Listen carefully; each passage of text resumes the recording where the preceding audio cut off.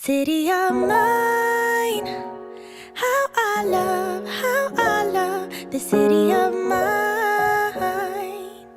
It never gets me down. City of mine, how I love the city of mine.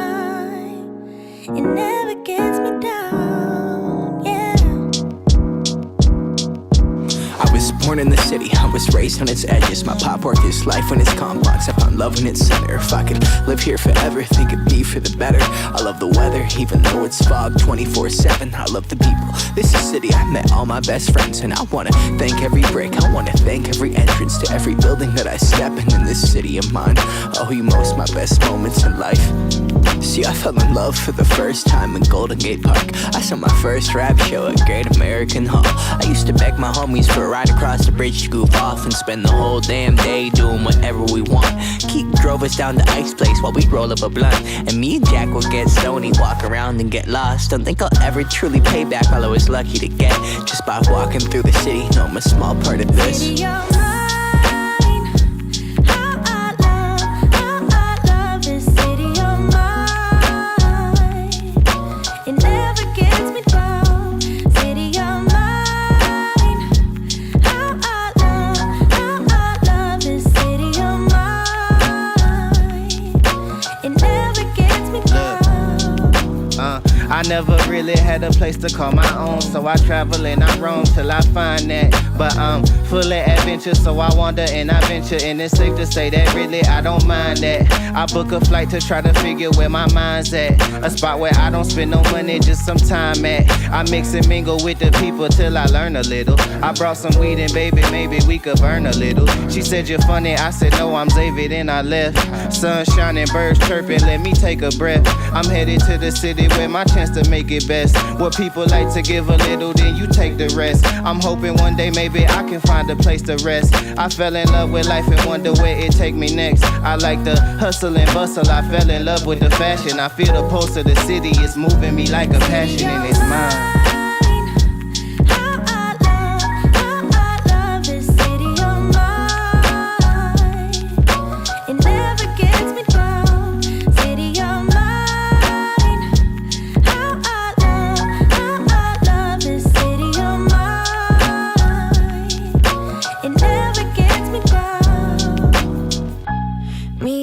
Hometown, baby, we go way back. All the situations, circumstances, still we don't mind. Steady going on, I dance around the street lights. Hey, I know every street sign, hanging around the block. Like if you are my friend, then you are welcome any moment. Yeah, city of mine, how I love this city of mine. It never gets me down. City of mine, how I love this city of mine. It never gets me down.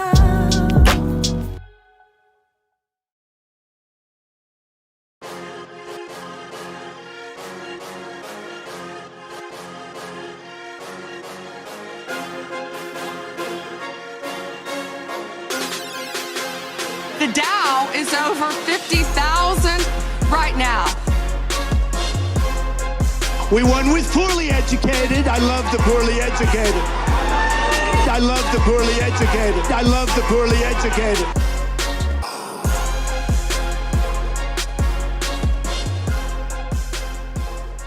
Oh, you didn't know? What's up, people?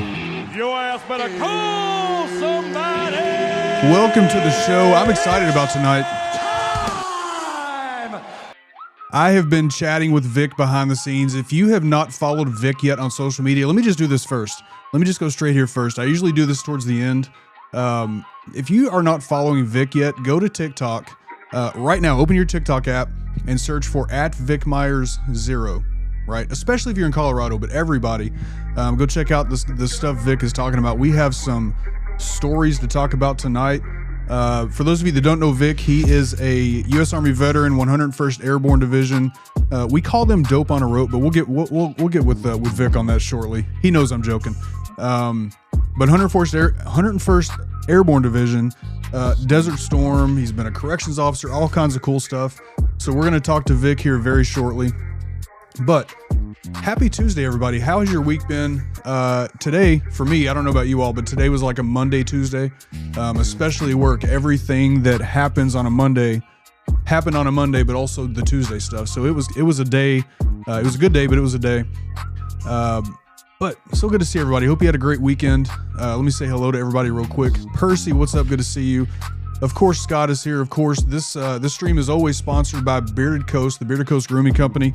And I show these every time, but this is why I rock so hard with Scott, because not only are the beard products fantastic, but so is his message. And he's not afraid to talk about it, and that's what I respect. So Scott, always good to have you here, brother. So good to see you. Carl's here. Carl, I will, if you're okay with it, I will go through my emails and find your address. I've got like 2 more of these laying right here. I think I have a couple upstairs. I'll just drop one of these stickers in an envelope and send it to you. So, good to see you. And there's my beautiful wife from upstairs. Good to see you, babe. Kyle, what's up, Kyle? Good to see you. Let me get down here. PGH, what's up, sir? Good to see you. Good to see you, friend. Hope you're doing well. Let's see. I saw Shaquille Oatmeal, one of the coolest names on TikTok. What's up, Shaquille Oatmeal? Good to see you.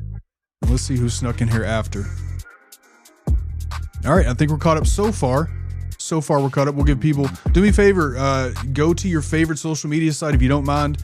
Share the link for this video. Let people know we're live, and also hit the thumbs up here. Do all the things to tell TikTok. I'm on the wrong app. Do all the things to tell YouTube that we are live and going here. So, oh, Kyle, congratulations, man. Started your new job today. Congrats, man. Whatever your comfort level is, if you want to share anything about that. If not, that's completely fine too. But either way, congratulations. That's so cool. Totally up to you, man. I don't expect anything in return. I don't mind sending something to you, but totally up to you. I like stickers too. I do enjoy stickers also. Okay, so real quick, I just want to remind you that this stream, again, sponsored by the Bearded Coast Grooming Company. And if I hit the right button, I'll be able to tell you that this, at beardedcoast.com, you can save 15% with code KEN15. That code is good all the time, not just during stream night, anything like that. We do have giveaways tonight, of course. And, hope I hit the right button. I did. Okay, good. We do have giveaways tonight. We have, as always, a $25 gift card and then a t-shirt. And I say a t-shirt because Scott has a couple of them. He's got this one, Beards Have No Gender. He's got an Abolish ICE. He's got Radical Left Scum. And then he's got his regular, Bearded Coast t-shirts. And Scott is like, you know what? Whatever t-shirt somebody wants, we'll send it to him. So this giveaway will happen later on tonight. So I'm getting hung up here. All right, we do have the merch store. If you want to join the Mic Drop crew, we do have the merch store, shop.kinsconsin.com. Free shipping over $75. Of course, we're live every Tuesday at 9 p.m. Eastern, so make sure you share. Let people know that we're here. We have so much cool stuff coming up, all the way through campaign, through election season. And then, of course, after that, we will be switching it up a little bit because there will be no campaigning, at least for a bit. But this show will always happen, so every Tuesday. All right. Without further ado, let's bring in Vic. Again, Vic is a Army veteran, 101st Airborne Division. He is running for Colorado House District 47, and he's going to talk about his platform tonight, stuff that he believes, what he wants to do for Colorado, and I'm excited to talk to him. Tattoo Tourist, what's up? Good to see you. Good to see you. All right, so here we go. Here's Vic. Let's introduce Vic.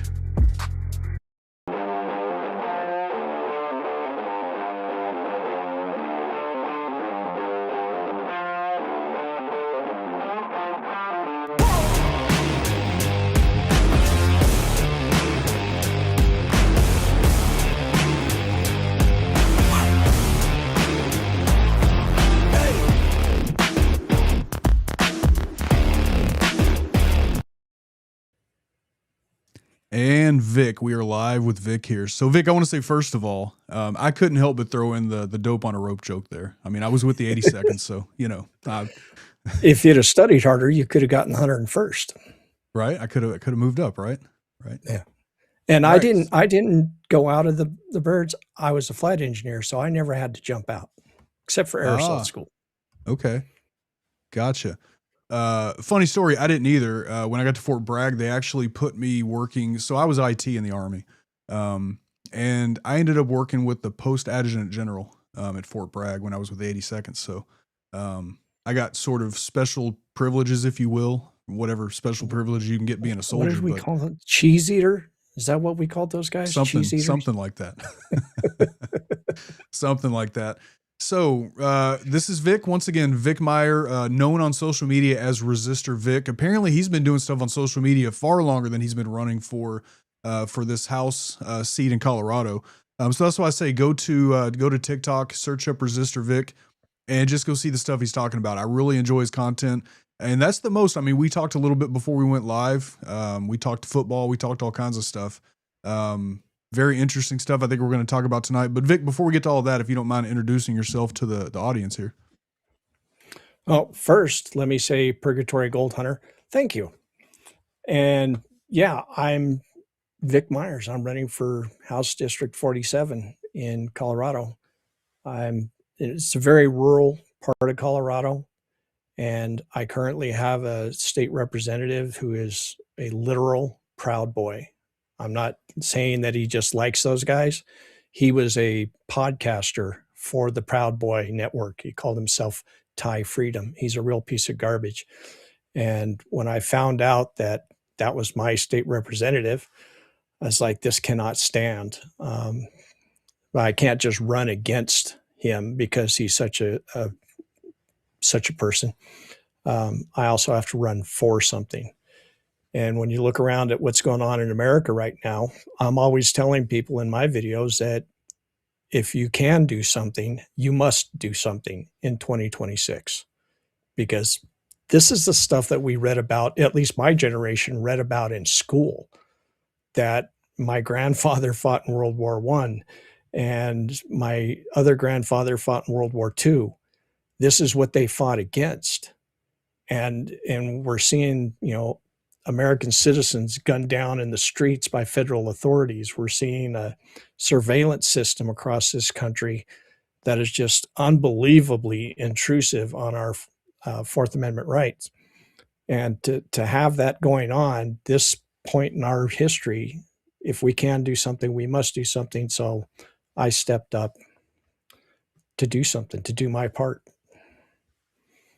I love it. And that's really what we need in 2026, right? And we were talking a little bit before about grassroots candidates. I think in 2026, I'm finally seeing a lot of momentum and people getting behind more grassroots candidates. I think a lot of people are tired of the establishment and tired of the same old people being there and doing nothing but getting rich off of our backs. And I think grassroots candidates are really starting to gain momentum across the country.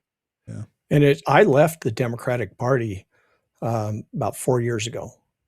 I got tired of watching the best candidates locally, statewide, nationally, the best candidates, the ones that were actually looking to help and represent the working class Americans, regardless of their party. I got tired of seeing those guys getting pushed aside for corporate Democrats. And I was like, you know what? Maybe this isn't my club anymore. I don't belong here. So I registered as unaffiliated for a few years. And then Donald Trump, to my utter disbelief, got elected again. And once I got over the shock of that, I asked myself, how are we going to stop him? Because I could see all the stuff that's going on. I talked about he was going to do this in my videos before he was elected. Mm-hmm. And I thought, how do we stop him? There's only one organization that can stop him, and that's the Democratic Party. But the Democratic Party kind of sucks. So I got back involved with the Democratic Party to do my part to make the Democratic Party better. If enough of us Main Street Americans got involved with the Democratic Party, we could grab it and drag it out of the clutches of Wall Street and make it an FDR party again. So here I am. Yeah, and I love how we're gonna talk about it a little bit later. I love how you classify yourself as like an FDR Democrat, part of the FDR party. Actually, I have this is not something I had planned to talk about, but I've got the FDR documentary. I don't know if you know, that's out on Netflix right now. Got that saved in my list. I'm excited to watch that. Yeah, apparently It was made in 2022 or 2023, but Netflix is showing it right now. So I'm excited to watch that. And now I am. I'll go look for it when we're done. Because I never go to it's bed just till called midnight anyway. Yeah, that's mine and my wife's. That's our time at night. We usually lay and watch something on Netflix. So, FDR is on the list, and it's called FDR. You just have to search that. That's what the documentary is called. So, pretty original, right? All right. Before we get into, and talking about, so this is how my wife and I met, right? So my wife is also a veteran. She joined right after 9/11. I was already in. We met in Germany, and then I became part of the fishing program, which means she fished me and reeled me into Wisconsin. That's how I got here. So, yeah. What part of Germany? We were in Hanau. I was in Mannheim during Desert Storm. Mannheim. Okay. So my wife was in MP, so her brigade was in Mannheim.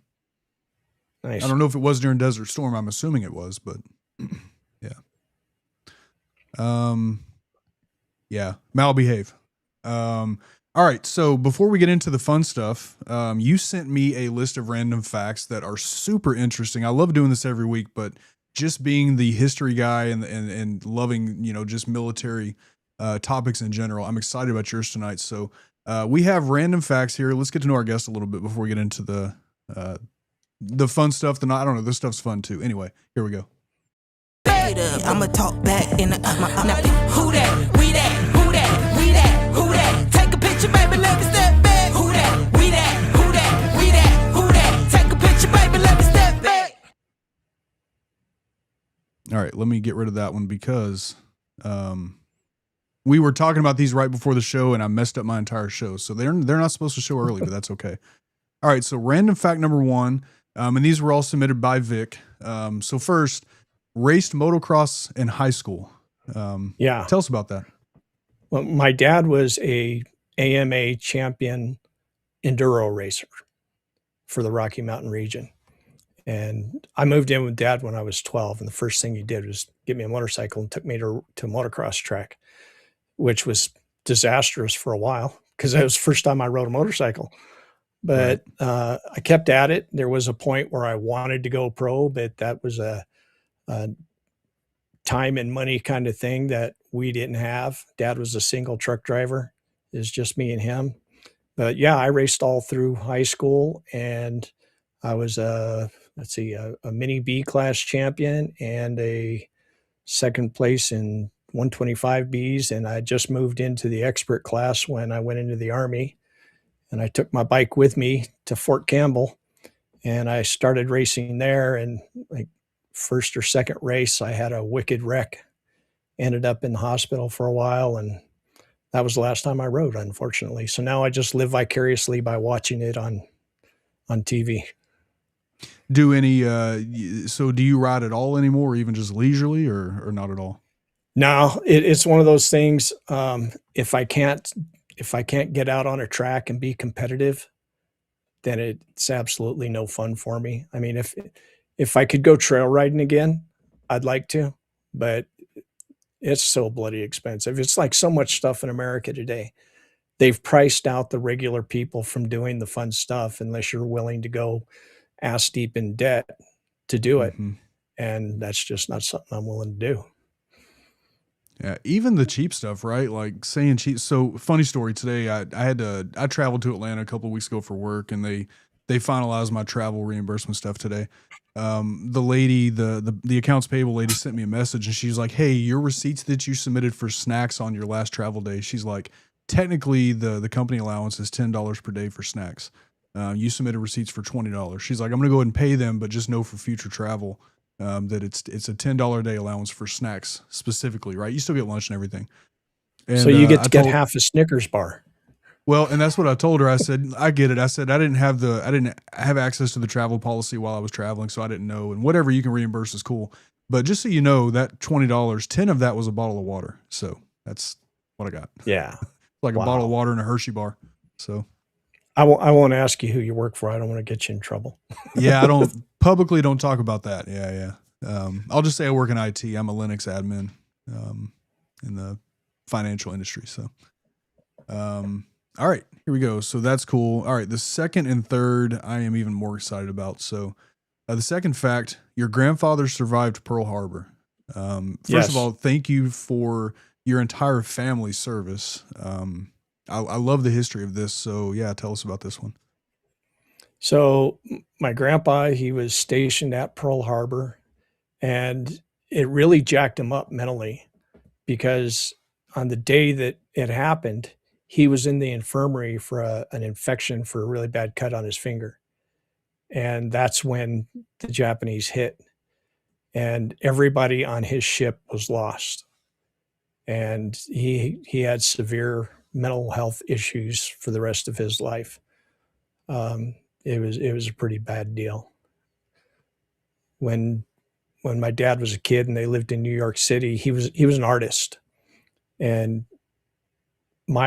this is one of my favorite stories. My grandmother was an amazing woman, and Grandpa Bill was in the famous Bellevue mental health ward because he was losing it, and they couldn't make rent, and the landlord was upping the rent. So my grandma wrote to the president, not the president, but the president's wife, to FDR's wife. And why can I not pull up Mrs. Roosevelt's name right now? She's as famous as he is. Eleanor? Eleanor, thank you. Yeah. She wrote to Eleanor and said, my husband's in the hospital because of mental health issues. He survived Pearl Harbor. They're raising our rent and we can't afford it. We're going to be homeless. And lo and behold, the rent came back down after that happened. I like to think because of Grandpa Bill's service. Right. That's the kind of government we used to have in America. And we can have that again if all of us get out and do our duty and vote wisely. Absolutely. I think we will get back there at some point. I think this is just my uneducated analysis of I won't say uneducated, but there's people smarter than me that talk about this. I think that what we're going through right now is a hard lesson. But it also seems like we go through this hard lesson every, several decades. At least Every once a 80 century, years. I guess. Yeah. Yeah. So hopefully this lesson sticks a little bit because there's a lot of people hurting, and even those that are still support Donald Trump, they're hurting also whether or not they want to admit it. You see a lot of them talking, they don't want to admit it because they know then they are admitting that they were wrong. But deep down inside, I have a feeling that a lot of them know it, and hopefully this is a tough lesson, I just hope that we come out of this era like America came out of the Great Depression era, electing a president and a Congress that are willing to address the problem and show great advancement and ingenuity. That's how we got electrified rural America. That's how we got Social Security and unemployment, and labor unions exploded after that. That's all because things got so bad during the Great Depression, and the people in government at the time, Hoover and his laissez-faire policies, they were like, it'll all get better. It'll all get better. And it didn't. So when we got that new administration in, the American people were like, we want this stuff. And the president was willing to fight to give it to us. He was going to, I don't know if you know this, but Roosevelt was going to stack the Supreme Court because the Republicans all the way back in 1935 were threatening to sue to stop Social Security, to say it was unconstitutional. And there was a conservative Supreme Court like there is now, and they were going to overturn it. And Roosevelt was like, I'm going to put more justices on the Supreme Court. That's what I'm going to do, and my Congress will ratify them. And that's what allowed the Supreme, or forced the Supreme Court back then to say, no, Social Security is constitutional, which makes me worry that this Supreme Court, if given the chance, would reverse that, given their history. Yeah. Yeah, that's a whole nother conversation, the Supreme Court. Yeah. Yeah. I'm waiting for, I forget who I was talking to the other day. We were going down the road. We were driving to Milwaukee, and my wife was telling me about something she was reading on Facebook, and I said, one of these days, I keep waiting for that one moment when he makes this one decision, and Republicans in Congress are finally like, okay, you know what, this is too far. We have to stop this now. I keep waiting for that moment. What is it going to be that they actually stand up? Yeah. It kind of looked like they were going to last week with the slush fund, the J6 slush fund. It looks like they might be willing to take a stand on that one thing, but time will tell. I don't have any faith at all in any elected Republican, because from the county chair level to the Supreme Court, every Republican in America who's been elected or appointed is willing to lick the boots of Donald Trump. So the only answer in my mind is to sweep them all out. And I say this every time this conversation comes up, they can do everything they want to do to try to stack these races and get, and they're talking in the chat that Ken Paxton won his runoff tonight. I think we all expected that. Yeah.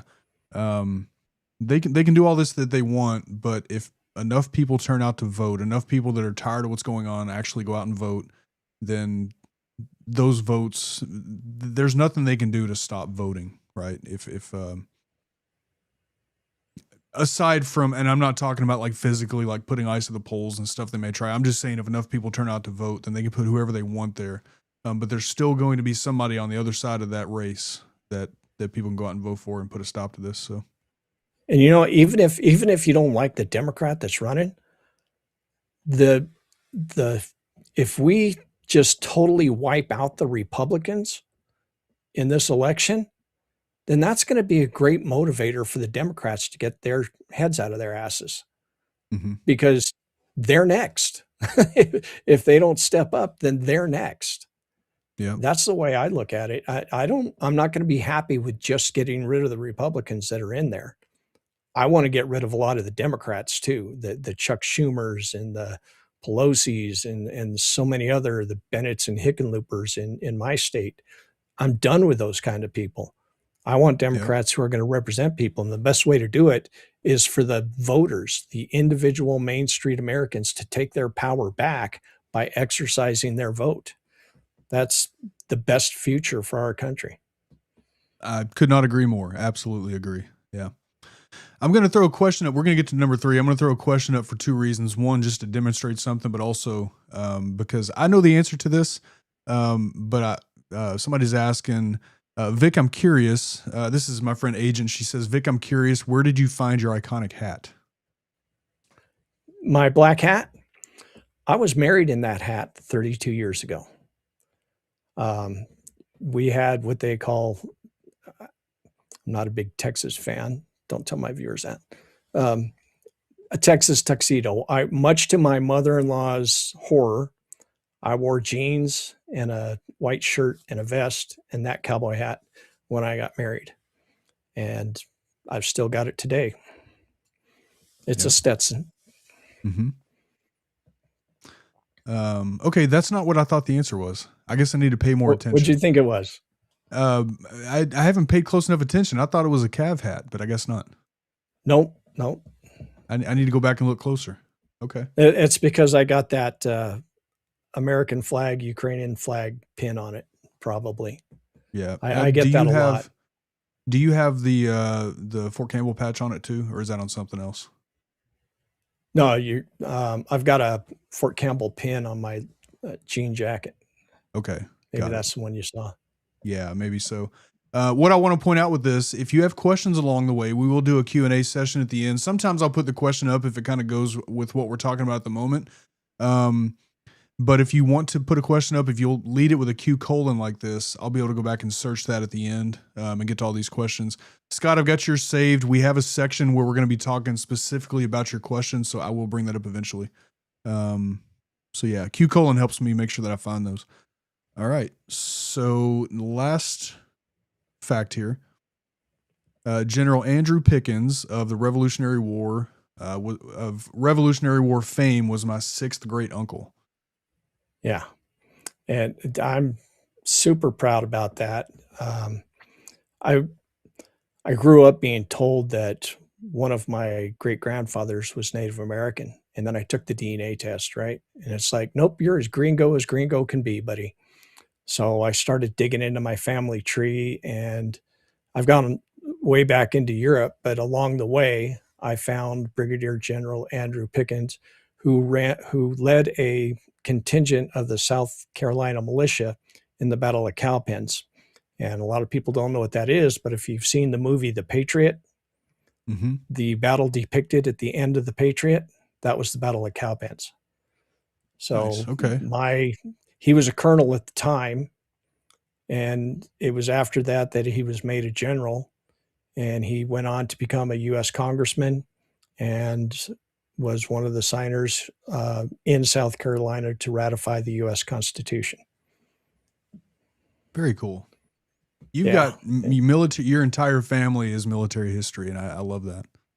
Hey, my grandpa Joe, the one who was in World War I, became a cop in Chicago, and FDR used to go to Chicago for a break, and he would ditch his Secret Service and go out onto the wharf. And that was my grandpa's beat, and he would take walks with FDR in lieu of the Secret Service back then. So very cool. Another thing I'm super proud of. One of the reasons why I'm such a big FDR fan. Very cool. Carl says, he says, this man got General Pickens while I have a serial killer in my family tree. Ooh, ouch. Look, the only colonel that I have in my family tree that I know of anyway is Colonel Harlan Sanders. That was my grandmother's. So Colonel Sanders was like my great grandmother's cousin. Well, hey, Carl, if it makes you feel any better, I've got a lot of Confederates in my family too. So, nobody's perfect. Right. All right. So there's another question I'm going to bring up because this actually gets us right into our, so let me do this first. This kind of gets us right into our interview here. So Cherry's asking, what made you get involved in politics? Now, before you answer that, so that was my first question. Let's start with why you're in this race, right? You've talked about the fact that your opponent, and I'll leave his name and all that if you want to say it. Say whatever you want here. You've mentioned that your opponent, something happened, I guess, in Colorado where he somehow orchestrated or whatever the entire Republican Party of Colorado in the House turn their backs on veterans. I don't know this story. I intentionally did not ask you because I wanted to hear it live. You've also mentioned that he was he's a Proud Boy. You mentioned that in the beginning. So as a U.S. Army veteran, obviously I know without even asking that irks you, because just hearing it irks me. And let's be honest, in my opinion right now, the entire Republican Party just disrespect veterans all day long. That's going to be my rant later, by the way, in the Trump's Memorial Day post. What went through your mind when you saw that, and what does that tell you about current leadership in Colorado? And is that why you decided to join this race? I think you mentioned this earlier. It was a big part of it.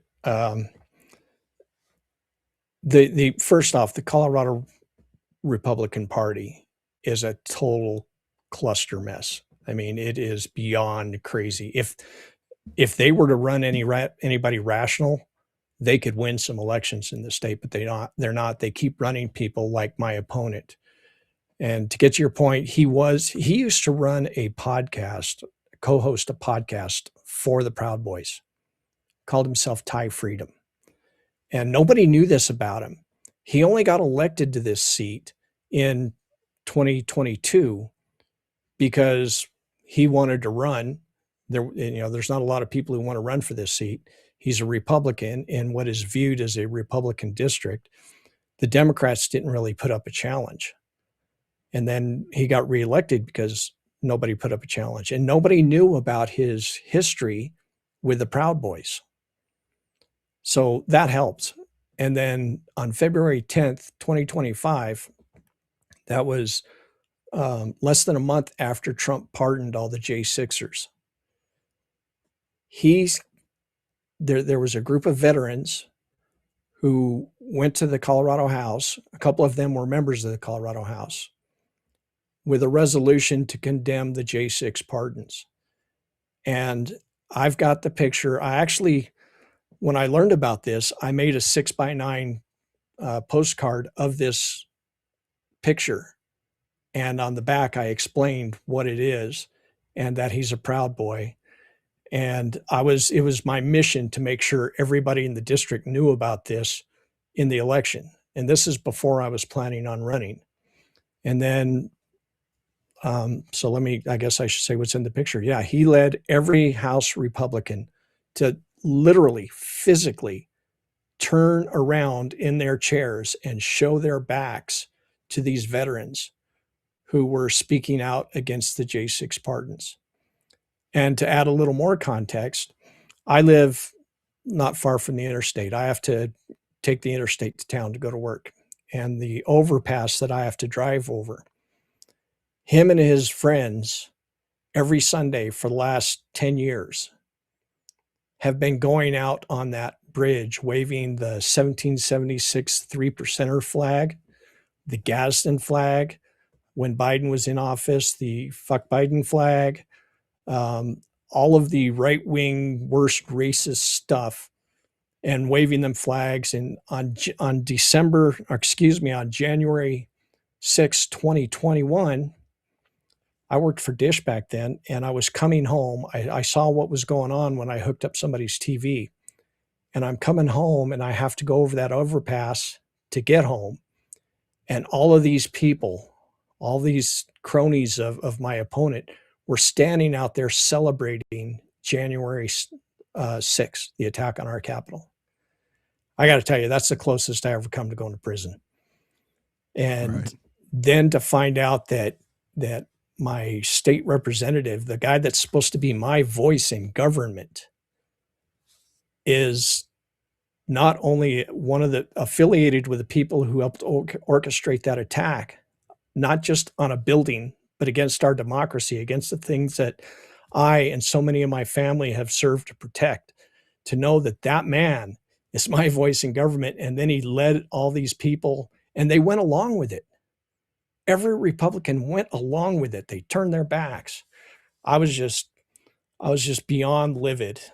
And I made it my mission to make sure that he didn't get reelected. And then when the person that we thought was going to run against him decided not to, I told my wife that I couldn't not run. There's no way I was going to let him run unopposed. And there are so many things that I'm concerned about, ways that I think we can make Colorado stronger to stand up to the tyranny of this federal government, the same kind of government that Republicans warned me all my life that we had to be aware of, overreaching, intrusive federal government. You got to watch out for them Democrats, but the Republicans are the ones who are actually doing it. Mm-hmm. So I'm running, and I'm going to beat him. What was it about that? Coming off Memorial Day weekend, right? Like, obviously, I know generally, but I want to hear in your words. Some people may look at a gesture like turning your back. I mean, we actually saw it happen with, Pam bonding the Epstein victims, right? Wouldn't even turn to look at them. A lot of times we see things like that, and it's like political theater, right? And I'm sure there was an aspect of political theater here, but for a group of lawmakers to turn their back on veterans, that's more than just political theater. And obviously to a veteran, and honestly to people in the chat that may or may not be veterans, everybody recognizes that that's just the ultimate sign of disrespect. But for you personally, why is that specific act of disrespect the ultimate line in the sand for you? Because of everything that it represents, because he is one of those guys who will grab a veteran to take a picture. I was reading before we came on his press release where he talks about how important our veterans are and how we have to treasure and cherish them. And that's in all of his stuff since I started running. He pushed a messaging bill to give more money to a veterans memorial in Denver. I mean, the hypocrisy and the fact that somebody like him, he, on top of being a Proud Boy, he's a 3%er. And for those who don't know about 3%ers, These people don't believe that our government is legitimate. They believe that only 3% of the colonial America actually revolted against King George. So they don't think our government is legitimate. So I've got some piece of crap who doesn't believe our government is legitimate. He does not believe in democracy even a little bit. And he was elected. He's supposed to be our democratic voice in government. I mean, I can't understand how that's not a line in the sand for everybody, especially veterans. And yet there are some veterans around here that support him. And if you ask me, if I hope those people hear me say this, you have forgotten your oath and you are a piece of garbage too. I will back you on that message 100%. I've said it numerous times. And actually, I'm going to pull up, let me go back up here real quick. So Percy says, I will never understand how Jan 6 did not anger true Republicans and patriots, right? It's because, especially talking about the veterans that fall in this, right? I echo exactly what you say, that veterans who support Donald Trump, who support the current version of the Republican Party, which let's be honest, it's the Trump Party, have 100% forgotten their oath. They are oath breakers. And I will forever believe that. You cannot change my mind on that. We're talking about the party. So to Percy's point here, we're talking about the party that, 15, 20 years ago, this was the Tea Party, right? Don't tread on me. Do not tread on me. We got the whole flag with the snake and the boot. Don't tread on me. And now in 2026, we're consistently being tread on. And they forgot all about that whole Tea Party time period where they were like, big government, don't tread on me. Like Shaquille O'Neal says, they're all performative. And they're too stupid to understand that they're nothing but pawns, because once the Project 2025 people get what they want, they're going to be the first ones kicked to the curb, because they have, if they get mad and they do what they're trained to do, then they're going to be dangerous to the oligarchs trying to take everything over. Yeah. To the 3%ers. So Carl's saying, so wait, correct me if I'm wrong. He wants us to be ruled. So he's talking about your opponent. He wants us to be ruled by Green Bay. Look at me. Great Britain again. Sorry, I'm not CGB exactly sure who they want to run, but I know that they believe in fascist government. It's a part of their whole ethos is fascism is a good thing. They want authoritarian rule so that they tell people what to do and how to be, and to believe in their right-wing Christian nationalist bullshit. That's what they want. Excuse me. Yep. In the comment, I mean, over and over in the comments, and we know this, they were conned by a con man. My wife, he has violated the Constitution over and over, yet we serve to protect and defend it. It's sickening. Everybody sees it except for them. And this is why I say, I think even those that still support Donald Trump, I think they see it also. They just don't care. Yeah. All right. I don't know how to explain it. It's baffling to me. It is 100%. Okay. I'm going to bring up, actually I'll ask this question first, and then I'm going to bring up Scott's question, because it kind of goes along with this. So moving on to your platform, what you want to do in Colorado. So, you've stated, I hope I have this right. I think I don't remember if I saw this on your website or on Ballotpedia, but if I recall, you stated, and correct me if I get this wrong, but you've stated your primary goal is to make Colorado strong enough to withstand federal overreach. Usually when people talk about states' rights or federal overreach, it comes from the hard right. But you're coming at this from like an FDR Democrat, right? So if you don't mind, just spend a minute or two explaining that philosophy to the audience. How do stronger state institutions protect individual liberty? Well, the greatest example I can give you is the 1850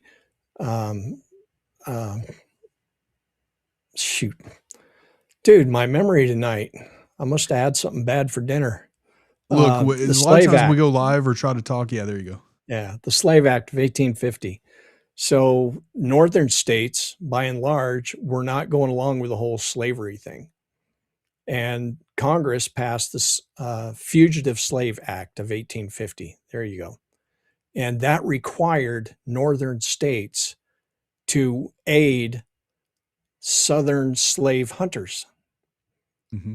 So if they went to Wisconsin, was one of them, if they went to Wisconsin and said, we expect you to help us catch this guy that's a fugitive slave, they'd just go and collect any black guy and say he's an escaped slave, and we're going to put him in your jail until we're ready to go home, and we're going to take him back. And the Fugitive Slave Act said that the states had to allow this. And the northern states were like, F you, we're not doing this. Mm-hmm. Nobody is getting caught up, arrested without a warrant. We're not holding them in our jails. We're not going to let you use our law enforcement to help you.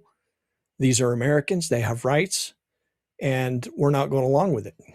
And that actually went all the way to the Supreme Court. And the Supreme Court said the Supremacy Clause kicked in and the states had to. But by then, the states were like, they'd set up more underground railroads and stuff, helping Black Americans escape to Canada. And that was all possible because the states themselves were strong enough. They were united. They were a community. And they were willing to buck the federal government. Even after the Supreme Court said, you have to go along with it, some of them were like, screw you. We're not going to go along with it. Make us. Mm-hmm. That's the best example I can give. So here in Colorado, it starts with things like surveillance cameras. That's the first bill that I'm going to have ready to go, is to outlaw private surveillance cameras on government property. And everybody's heard of flock cameras. That's mostly what I'm talking about, because the data is collected by private corporations and accessed by law enforcement. And then we have our law enforcement sharing it with ICE or whoever calls from the federal government just on a phone call. And they're collecting data on everybody. It's not just on fugitives or suspected criminals. They're collecting this information on everybody.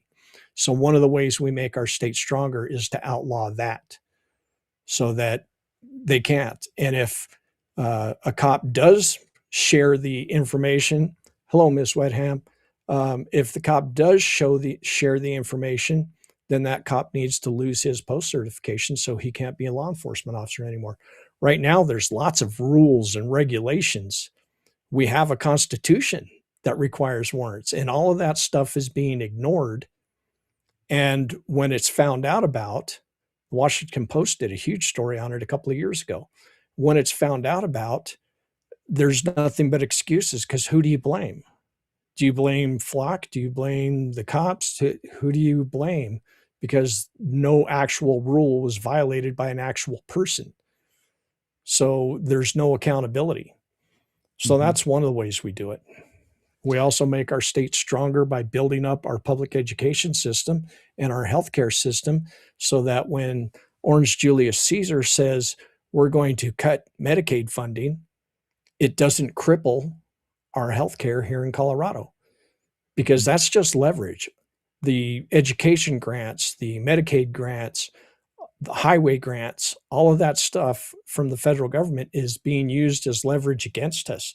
But if we make ourselves strong enough so that we're not dependent upon it, and frankly, our public education system isn't dependent on it, except that in the poor places like my district, they just barely dependent on it enough that if you take it away, it hits their budget just enough that other programs have to be cut.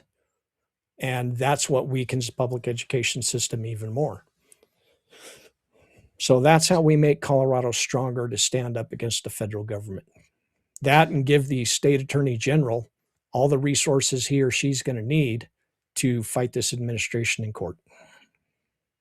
It's funny that you mentioned the Fugitive Slave Act, because the Fugitive Slave Act, along with another piece of legislation, the Kansas, I think it was called the Kansas-Nebraska Act.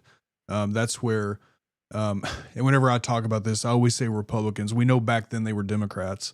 Right. You know, Republicans love to ignore the great party switch. Then I just ask him now which party's still flying the rebel flag. But anyway, the Whigs back in the day, there was the Kansas-Nebraska Act, and all of these things that happened. So the Kansas-Nebraska Act was the Republicans' way of trying to move slavery west, right? Trying to move it out of the South and also, just spread it across the country. It actually led to a lot of, it literally led to Lincoln's rising, his election, his win, and ultimately the Civil War. And it's just ironic when you think about these kinds of things. You can see the parallels between then and now, and exactly, even though some of the issues are different, right? We're not talking about slavery anymore, but just there's a parallel in how history is going, right? People say history is parallel, and it doesn't really repeat itself, but it is parallel. Right. This is a great example of that. Absolutely. And what Barry's talking about here, yeah, this is something. So I remember a story, I think it was last year. I don't remember the states. I want to say it was from Texas was involved, I think. But a police officer basically used these cameras and these other forms of surveillance to track. I don't remember if it was his wife or his girlfriend or ex-girlfriend, but she had gone to Texas and he used these things to track her and be able to find her. Yep. Yeah. And that's the thing, the law enforcement people, well, we had a bill in the legislature this year that got defeated. It got pulled. That would have put more regulations on flock. And the argument that they gave was law enforcement came out strong against this. I don't believe that so much. I think it was the Palantirs and the AI people who came out against it more than anything. But those who want to argue that it's an important law enforcement tool to catch bad guys, there's nothing but anecdotal evidence of bad guys being caught from these surveillance systems. You might catch one or two here and there, but it's incredibly small as a percentage of all crime. And when you weigh the one or two people who are caught in a year because of these cameras, when you weigh that against the people who are falsely accused of crimes, and all of us who are having our Fourth Amendment right violated, how does that weigh out? It doesn't. Safety versus liberty. Choose. Absolutely. On this same line, I want to go to, so I said I would go to Scott's question here because it sort of goes along with this. FDR said he welcomed the hatred of economic royalists. Who are Colorado's economic royalists today? If you know, and then he says, and I'm sure you know the answer, are you ready to welcome their hatred also? Absolutely. And to answer the question, Jared Polis is the worst of them, our Democratic Party governor. He's absolutely an economic royalist. And there are several, some of them in the leadership. As an example of how much I'm willing to accept their hatred, my plan for pushing my bill on the flat cameras isn't to simply submit the bill and try and talk to my fellow legislators to try and get them on my side. There are several up there of both parties who will support this bill, but the leadership, I am very confident, won't support the bill. So what I'm willing to do, either by myself or with groups of legislators, is go to those districts of those leadership Democrats. I will go to their neighborhoods and talk to their voters and say, this is what your representative is blocking. Do you support it? If not, you need to call up your representative. I am willing to do that kind of door-to-door politics in other people's districts in order to get this bill passed. There you go. Yeah, one of my favorite sayings is, your boos mean nothing. I've seen what makes you cheer. It's one of my favorite things I've heard on social media. I haven't heard that one yet. I like that. Yeah. Yeah. Your boos mean nothing to me. I've seen what makes you cheer. So, yeah. That's nice. Yep. All right, let's switch a little bit to farms because family farms and ranches, from my understanding, are sort of a backbone of especially southern Colorado. In your district, absolutely. I think if I have this right, your district runs Pueblo, and then or am I backwards here? Pueblo, and then what's the other town? All right, if you look at a map of Colorado, which is almost a square shape, take the lower right quadrant from the Rockies to Kansas and from Pueblo straight across to Kansas, all the way down to New Mexico and Oklahoma, that quadrant. Except my district wraps around the city of Pueblo and goes into Pueblo West, which is the heaviest, most densely populated part of the district. Gotcha. A lot of farmland down there, from my understanding, in southern Colorado. Yes, there is a lot of ranching in this district. A lot of farmers, corns, soybean, grass farmers, wheat. Yeah, there's a lot of it. And one of the things that I'm hoping to do is because I'm on a rural co-op for my electricity. It's all my life I've been with San Isabel Electric. It's a co-op. I even get a check every once in a while for my membership. Right. If we can do that with electricity, and we've got all of these ranchers who are getting constantly screwed by Cargill and JBS and all the other, there's 4 main processors that control 80% of the cattle market when it comes to selling and processing beef. If we can have a rural co-op, then we can have a ranching co-op so that we can have regional beef processing plants, creating jobs in the district, keeping that value in the district. So when Farmer Bob or Rancher Bob, right now he's grazing as many cattle as he can to get every penny out of every blade of grass that he can. And he has to, because he sells it for what he can sell it. And then it goes to the feedlot or sometimes directly to Dodge City. And the big beef processing plants get more value out of his work than he does. But we can keep that value in the district. And if that rancher is making better value for all of his hard work, then not only maybe he won't have to raise as many cattle, because he doesn't have to raise as many to make ends meet and to prosper, but also that's good for the environment, because when you run the proper number of cattle, it's incredibly good for the environment, for the grassland, for the whole ecosystem. And right now, the average age of a rancher and a farmer in Colorado is between 55 and 65 years old, because the kids are growing up in the life and they're saying, nope, I'm going to move to the city. I'm not going to keep doing this because I'm watching my dad worry every year about losing the ranch because it's becoming less and less profitable and more risky. But if we can take that risk out of it, then we can help sustain that as a way of life. It's good for the environment. It's good for the economy. It's good for the district. It's good for the southeastern Colorado culture. So when you talk about things, well, first of all, PGH here, I call him PGH, but Purgatory Gold Hunter, he says we have a lot of agriculture here. From the chat, I'm gathering he's one of your constituents, and he said you at least have one vote right here, so that's great. But yeah, he says we have a lot of agriculture here. So when you talk about rancher and farming independence, is this what you mean with co-ops and with yeah, and here's a funny story. President Biden had exactly what I'm talking about. It was part of his, I want to say, his infrastructure bill, or one of his 2 big bills. It was a part of that. And they were moving on it. They were getting ready because other states around the country have started building more regional independent beef processing and other meat processing plants. And then Trump came into office and he's like, oh shit, that's got Biden's name on it. Get rid of it.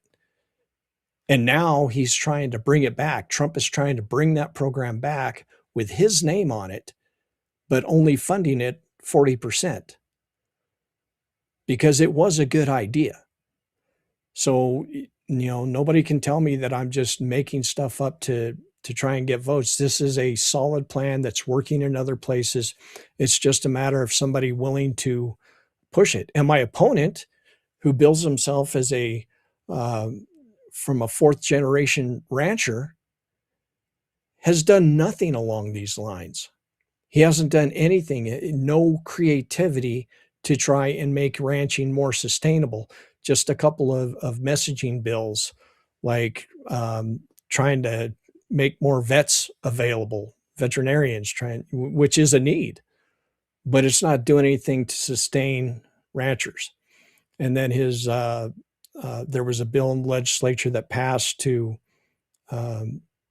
allow ranchers and farmers to give more hours. Ranch workers, farm workers have to work 56 hours now before they can collect overtime.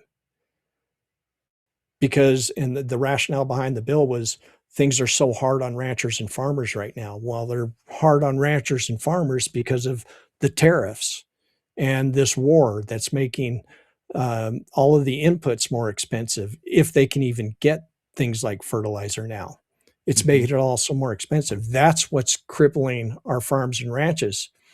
And they're putting that on the backs of the farm and ranch workers.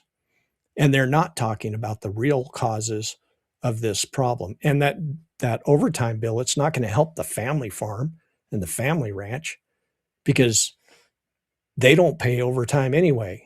It's a family operation. The family goes out there and works it, and they do what needs to be done, period. Junior's pay is that truck he got for his 16th birthday, which is also a farm truck, you know? So that bill's not going to help family ranches and family farms. It just puts the corporate farms in a better place. Yeah, and there's so much, like you mentioned, the repeal of the Infrastructure and Jobs Act hurt so many farmers. I mean, everything that has happened the last 2 years has hurt so many farmers. I don't know the numbers, but I know across the country, farms have been shutting down. Farms have been going under. You know, people are no longer farming because, you know, of everything that's been going on. And it's funny that you mentioned the stuff that he has basically repealed and he's bringing it back, right? We see this in Iran also, right? Mm-hmm. He wants the people that he sees as enemies, or, I mean, he just cannot stop talking about Biden and Obama. He just cannot stop talking about them, and he wants their name off of everything. And he wants his name on everything. And I can't wait to see when he's finally out of office how fast names change back. I'm talking, you know, the Trump Kennedy Center and all the things he's putting his name on. I can't wait to see how fast this stuff changes back. Well, fortunately, there's lawsuits out there that's probably going to prevail before he leaves office. That'll take his name off the Kennedy Center. Oh, okay. I haven't followed that a lot. I didn't know that. Okay. Yeah, there's a lawsuit that's been in the courts for several months now. That's probably going to win because it was named the Kennedy Center by law, and he thinks his executive orders are the word of law, are the force of law, and they're not.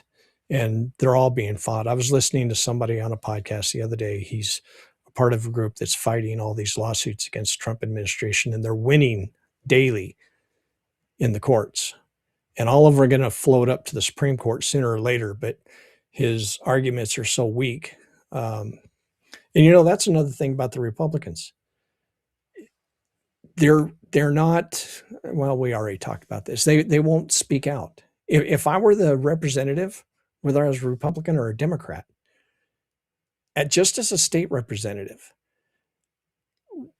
I would be going to my federal representatives, my federal House members, because there's two different members of the U.S. House that represent the district I'm running for. I would be going to their offices as a representative of the people in my district and saying, why are you not speaking out against this? Why are you just going along with what he has to say? And I would be taking constituents with me, because it's one thing if Bob from Colorado Street decides to go to Boebert's office and say, hey, I don't like this. Then the staffer writes down the notes and says, thank you for contacting the office. But if a state representative goes to Boebert's office with a group of constituents, that kind of stuff can make an impact. Right. And you know, the irony of all of this, irony is probably not the right word, but 10 years from now, 15 years from now, you are not going to be able to find a person in this country that will admit they supported Trump. Absolutely not. It's not, they never existed. Right. That's what I it's was a gonna be like. teenager when Reagan was elected, and I very specifically remember how popular he was. And by the time he left office, you couldn't find somebody that would admit they voted for him. And he was just, you know, senile and raising taxes on people. That's all they had against him, that and the Iran-Contra thing. If that was enough to get people to say, no, I didn't vote for that guy, what's it going to be like here? I don't think we're going to have to wait 8 years. I think by the time the next presidential election rolls around, you're not going to find anybody who will admit that they voted for him. Mm-hmm. But you know what they do still talk about from the Reagan years is that trickle-down economics works. And you still hear that. You still hear that line. They still try. Yeah, they still. Yeah, good thing we have receipts. Yeah, the internet is forever. We were talking about that before the show too. Yeah, this right here, this is a tough conversation because exactly how you ended this, thankfully and unfortunately, right? Thomas Massie was a piece of garbage. He was a terrible human being. But the way that he lost, the reason that he lost is the problem, right? I don't care that he lost. Like I'm not a Massie fan. He's terrible. But the way that he lost is the problem and the reason. Yeah, so thankfully and unfortunately, but this is what's happening to people right now that speak out, which when is that time going to turn? We put that in perspective. That was in Kentucky where they have closed primaries. Mm-hmm. And the people who show up, especially in an off year, are only the most ardent, hardcore Republicans. And in 2026, that means MAGA. Period. The ones the Republicans who can't stomach what's going on with this Republican Party have become unaffiliated. They didn't get to vote to save Massie. Right. So look at it that way. I mean, just like Cornyn losing in Texas tonight, it's the same thing. I really think that there's a strong chance that Texas is going to end up with more Democrats in the U.S. House than Republicans, because all they did with their redistricting was to weaken the Republican districts. If I wake up on November 4th and they say Texas has gone blue, I won't be a bit surprised. Yeah. And this is where it really matters, right? Like those that are really up in arms about Massie losing and about, Cornyn losing now and all the other races, it is important to remember this is just the primary, which primaries are important, but the general election is even more important. And that's when you actually get to vote for, the actual, who's going to win the actual election, who's going to represent you. So, all right. So, let's switch gears just a little bit, if you don't mind. Talking about outside pressure, you mentioned this in the beginning of the show, outside pressure from the federal government, on states. Internal foundations have to be solid. You basically mentioned that, not necessarily in those words. One thing that means is public resources. So in Colorado specifically, in rural Colorado, what are the specific gaps right now with schools and hospitals, with school and hospital infrastructure that Denver or the federal government are ignoring, and how do we fund them properly without crushing local taxpayers? Well, that's a funny thing about Colorado is we have this thing called TABOR, Taxpayer Bill of Rights. It's 33 years old, and it prevents the state from raising state taxes without a vote of the public. At the same time, it prevents the state budget from increasing year over year beyond a certain mark tied to inflation. So it doesn't matter if everything gets more expensive, which it does. The state's ability to pay for things gets harder and harder and harder every year because of TABOR. We've actually lowered state income tax twice in the last, 15 years, I think. And we have a flat income tax rate in Colorado. So dipstick Peter Thiel from Palantir pays the same amount of income tax that I do, percentage-wise, except he hides all of his income and probably doesn't pay any. So there's actually a ballot initiative they're gathering signatures for right now that would implement a progressive income tax in Colorado.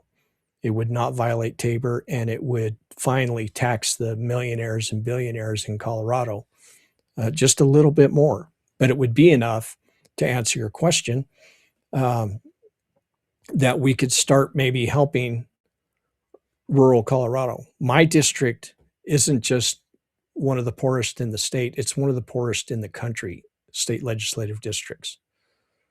The average income, I want to say, or the household income is somewhere around $60,000 a year. And our schools are poor.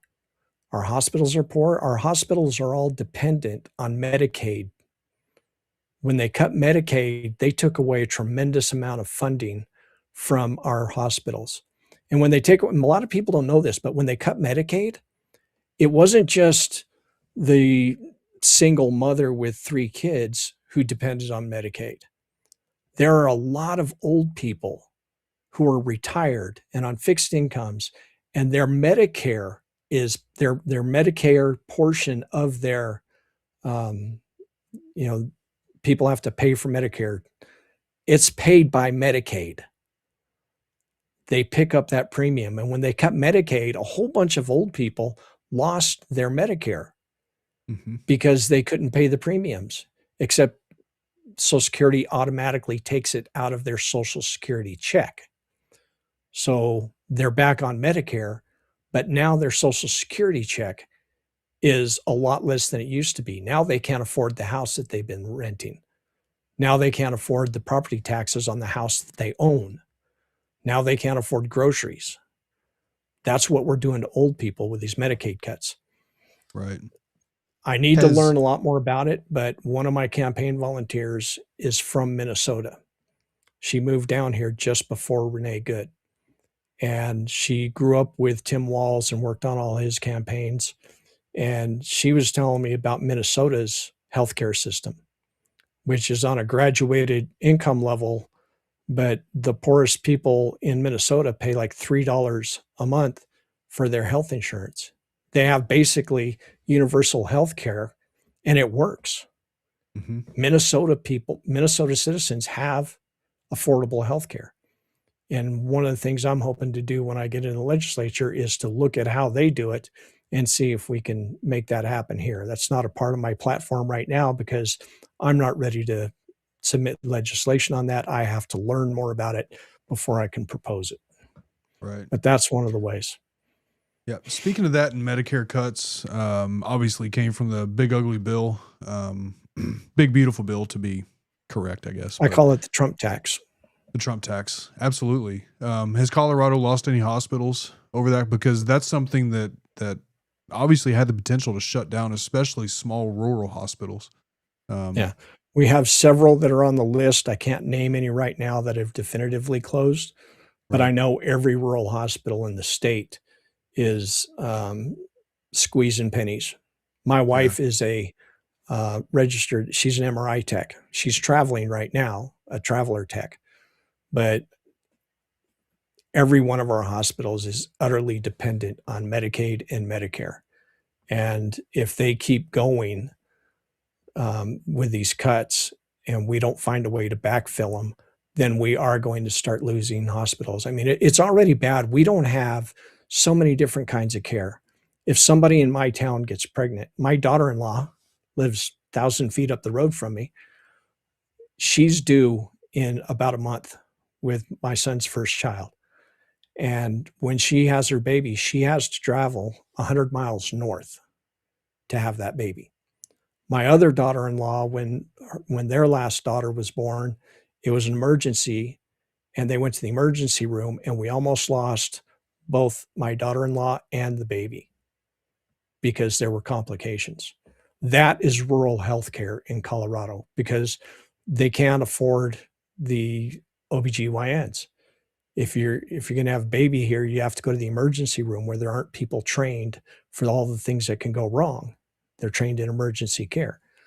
So, yeah, I completely agree, Cherry Pie. We need universal health care in this country, period. I'm hoping that's one of the things that comes out of a post-Trump era. Yeah, there's a lot of reasons. So real quick on the so that's one thing that I specifically talked about in a video last year when the Big Beautiful Bill stuff was really going on is, these cuts, people don't understand these cuts, the travel time. If you have to travel to a hospital that's 100 miles away, say somebody has a heart attack and you're no longer, 10 minutes from a hospital, 10-minute ambulance ride to a hospital, you're now 100 miles from a hospital. That is almost statistically an unsurvivable event. Absolutely. And so many people don't understand all the implications of cutting things like Medicare and hospitals closing, right? And the worst part of that entire conversation to me is that most of the people that stand against this stuff, the, Trump supporters, live in these I can never say that word, rural areas. I know. It's a pain in That's the one of the ass. words I can never say. But they live in those areas, but they allow billionaires, will start there, but they allow politicians, they allow the healthcare industry to tell them that no, that's the Medicare cuts need to happen and we can't have universal healthcare because it's going to be too expensive. They allow them to tell them that, right? The reason why we can't have universal healthcare, for the record, this is not Vic's platform ranting right now. This is me. Obviously, whatever you want to say here, but the reason we can't have universal healthcare is because politicians are paid off to not allow it to happen. And they convince voters that we can't do universal healthcare because taxes are going to go up. But what they don't really factor into this, they don't do basic math and think about the fact that if you get rid of healthcare premiums and deductibles and copays, you just freed up the average family is like $30,000 a year in healthcare costs just for those three things, right? If your taxes go up $10,000 a year, you've still saved $20,000 in your pocket. But they don't think, and study after study after study has shown this, but Republican politicians and big pharma and big healthcare do not allow people to really accept that because, they want to keep getting paid. And so we're stuck in this stupid loop of we can't have this because it won't work because big pharma tells us, or big, the insurance industry tells us that it won't work. That's why we can't have universal healthcare from my perspective. But you said that's your rant and you're going to find me in 100% agreement. I pay $900 every 2 weeks for me and my wife. And that's before deductibles and before copays. That's just crazy. I've done the math. Charge me $900 a month in taxes and give me universal health care. I would jump for joy. It wouldn't take $900 a month. It would only cost me around $500 a month. And I would still jump for joy. And I've looked at my paycheck and I've done the math on the taxes that I pay on my income. And it's not that much. People used to be proud of paying taxes. But anymore, for 40 years, we've heard Republicans tell us about how evil taxes are. They don't explain what pays for the roads, what pays for all those prisons that the Republicans are constantly wanting to build more of and lock more people up. That costs money. You want to do all these things that cost money, but you don't want to pay taxes. Well, how do we pay for it? And when you look at your tax bill, the only people who are complaining about paying taxes are the richest people, the ones who can afford it the most. They're the ones who complain the most, and that just filters down. And all these people who say if you tax the billionaires, then they're going to leave. Well, A, let them. Colorado's a better place without Peter Thiel. And B, if every state taxes the rich, where are they going to go? They're not leaving America. They're not going to leave their 5 homes across the country. They're not going to give up their ski resort homes and their beachfront homes and their Wall Street apartment that they can go to see a Broadway play. They're not giving that stuff up. They'll pay the taxes because at the end of the day, they won't even notice that they're paying the taxes. Mm-hmm. Yep. So, yeah. And I'll point this out also. Shaquille O'Neal's absolutely right. Among all these conversations that we have, there's a large part of the Republican base, again, my opinion speaking here, large part of the Republican base that would rather suffer themselves than let black or brown people have something easy. That is a big part of the conversation. That's absolutely true. I mean, If you look at it logically, it's the only explanation that makes sense. Because especially down south, where the Republicans have such a large grip on the electorate. I mean, they're the poorest, they're the least educated, they're the lowest life expectancy. All of the problems in the deep south that are not being answered by generations of Republicans running their government. And it's because, well, we got to make sure that the black guy over here doesn't have something that I don't. Right. Yep. I need to make a video. I just thought of a video idea that I had. I saw an interview with, and see, this is what I mean. We get off on different, off the questions. We get off on different tangents. That's okay. I saw a video the other day of Jeff Bezos defending the fact that he is, over the last 3 years, I guess, he's paid $900 million in taxes, right? He's like, I've paid almost $1 billion in tax. What do you mean I don't pay tax? That's less than 1% of his gains during that same time period, right? Right. Meanwhile, those of us making, peanuts are paying 30-40% of our income for taxes in one way or another. That's the problem, Jeff I'm Bezos. waiting for somebody to flip that on the rich people who are saying it, because it's such an obvious comeback on that. Okay, the reason why all these rich people are paying 50-60% of the taxes that get paid is because they have all the money. If you want regular people to pay a larger burden of the taxes, let them have more money. They'll pay taxes on that money, and their share of the taxes paid will go up. It's that simple. But they continue to convince, what's the saying? People that make $40 million a year have convinced people that make $40,000 a year that the poor people are the problem. Exactly. The saying is something like that. Yeah. Well, when you attack the public education system for 40 years, that's what happens. Yep.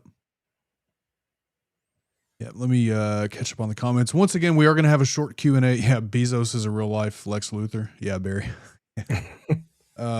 Yeah, 30% here and then on everything we purchase. Yeah, by the time you're done, you get your paycheck that you pay tax on, and then you pay sales tax, and then you pay, taxes in so many ways. I mean, half your paycheck has gone to taxes at this point. Meanwhile, Jeff Bezos is like, I paid 1%. Yay me. Yeah. And another way that the regular people, I don't know about other places, but in Colorado, since we can't raise state taxes, since we all pay the same rate, rich and poor, then things like the Department of Wildlife and Department of Motor Vehicles, we have to find funding for these places. So the way they do it is they raise the fees. My license plate on my 1995 pickup that I use only to haul water, over $100 a year for my license plates. I can't go hunting. I haven't gone hunting in years because in order to get an elk license, I also have to buy either a deer license or a small game license or a fishing license, which are all expensive, plus the fees for this rescue operation and that operation, all kinds of habitat fees that are all going to good causes. But they've made it too expensive for the average guy to live an average life and do the things that we pride ourselves on, like go to the parks, go fishing, go hunting, the things that Colorado is famous for. The average Coloradoan is getting priced out of because we're raising all the fees because we haven't been taxing the rich. Right. It would solve so many problems if they paid more than 1%. All right. 2 more questions here. So you've got a background that is not necessarily like the standard for the modern day politician, right? Army flight engineer, 17 years. I think I have that right, in Department of Corrections. Am I correct there? Middle school math teacher. Yeah. Right.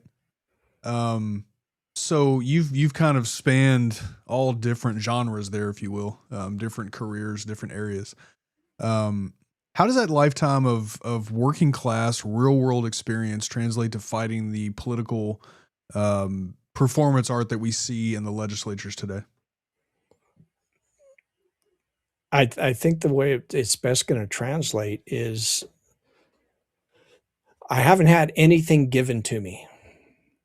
If you saw the house that I grew up in, my bedroom was the only house on the second floor. It was a very small, narrow house.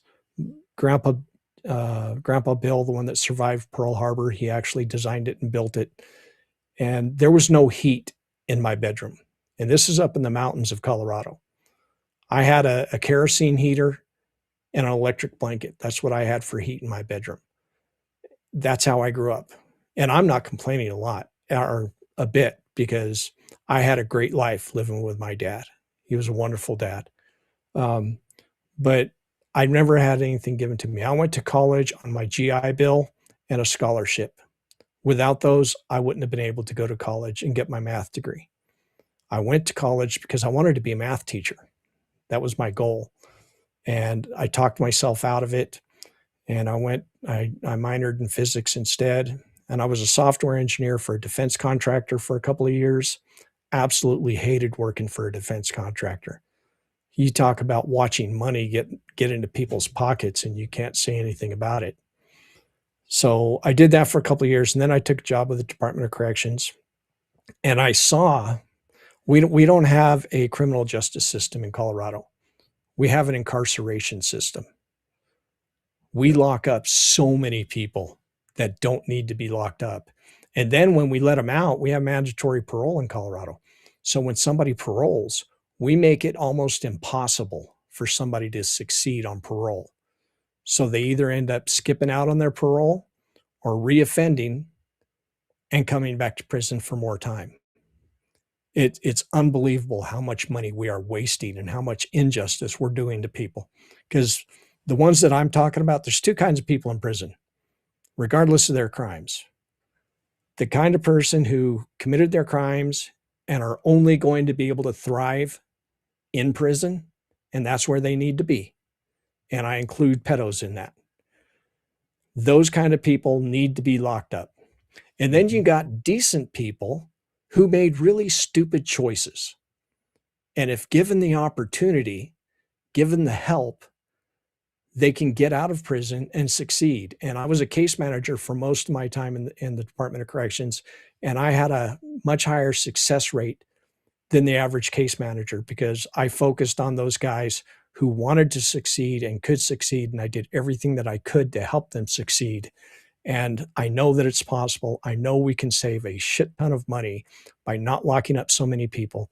And when we do that, we can clear the 900 rape kit backlog in Colorado and put a lot of serial rapists in prison. We can put real criminals in prison and keep them there. And there would be enough money left over to put into our schools and to back up Medicaid so that our rural hospitals can thrive, to help rural ambulance services succeed. There's so much money that is there to be saved. In the meantime, we've got the right wing in Colorado is trying to push this ballot initiative that would have a mandatory prison sentence for anybody caught with fentanyl, no matter how much they have. A mandatory prison sentence of, don't quote me on this, but I want to say it's 8 to 32 years for the guy that's got personal use fentanyl and gets caught with it. Mandatory prison. That would mean a new prison every year in Colorado, according to their numbers. That's how many prisons we'd have to build. And that money's got to come from somewhere. And it's coming out of our schools, and it's coming out of our roads, and it's coming out of our healthcare. You got me on a rant. That's okay. That's okay. I love the fact that so I didn't know what you did in the prison system and the DOC, but I love the fact that you were a case manager and tried to help people also. I mean, all that stuff translates to what you will be able to do in Colorado and the state as a legislator there. So it gives me a viewpoint that so many of our legislators don't have, because most politicians who end up in state and federal government, They went to high school, they went to college, and their goal was always to be in government.